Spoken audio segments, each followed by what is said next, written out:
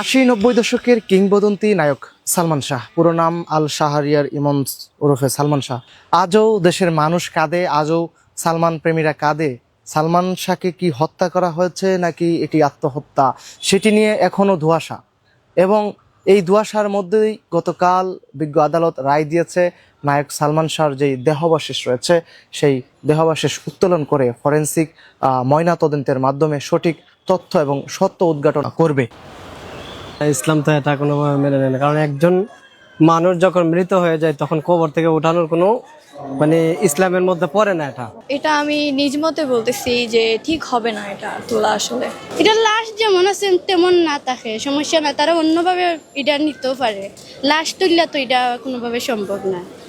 অনেক বছর পর তার লাশটা আপনারা উঠাবেন, উঠায় ময়না তদন্ত করবেন, এখানে ইসলাম বিরোধী কাজ হয়ে যাবে। কারণ সেই মানুষটা অলরেডি মারা গিয়েছে, তার অস্তিত্ব নাই, সেখানে আপনারা তার লাশ উঠাবেন, সেটা ফার্স্ট অফ অল ঠিক না। তারপর ইসলামে এগুলা কখনো জায়েজ না।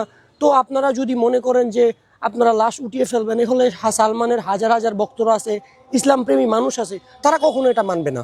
সবচেয়ে ভালো হবে এটা লাশটা না তোলার জন্য।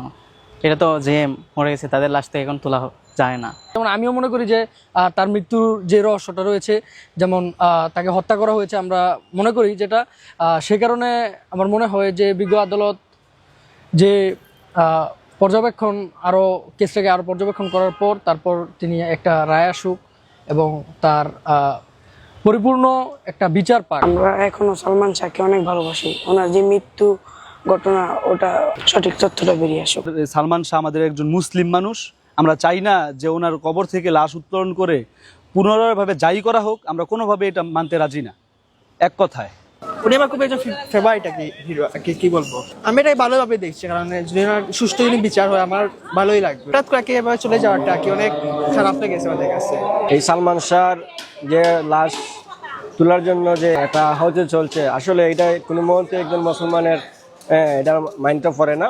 আমি মনে করি যে প্রত্যেক মুসলমানের লাগে এটা নাম হত্যা করা হয়েছে, সে কোনোভাবে মাইনে নিতে পারতেছেন না। উনি খুব বড় একটা ফ্রেন্ড, খুব ভক্ত। এভাবে চলে যাওয়াতে মনে করেন যে আমি খুবই আপসেট। আমি চাই যে ওনার বিচার দ্রুত হোক। আমরা যারা সালমান ভক্ত আছি তারা আসলে এই রায়কে আমরা প্রত্যাখ্যান করছি। আদালত যেহেতু রায় দিয়েছে, এখন আদালত তো সবকিছু জানতেছেন, এখন উনাকে উঠিয়ে কি ওনাদের অস্তিত্ব থেকে কিছু পাবে? উনি মারা যাওয়ার তো অনেক বছর হয়ে গেছে, ওনার হাড় অংশগুলোও পাওয়া যাবে না। তো এখানে ময়নাতদন্ত করে কি বের করবে ওনারা? এটা অ্যাকচুয়ালি আমার মাথায় ঢুকছে। সালমান প্রেমীরা বলছে এটি ইসলাম কোনোভাবেই মেনে নেয় না। গত 3 দশক ধরে, অর্থাৎ 3 দশক পর যেই দেহাবশেষ রয়েছে সেটি থেকে কতটুকুই বা সত্য উদ্ঘাটন করতে পারবে, সেটি এখন বড় প্রশ্নের বিষয়। মাহবুব আল মারুফ, এবিসি টেলিভিশন, সিলেট।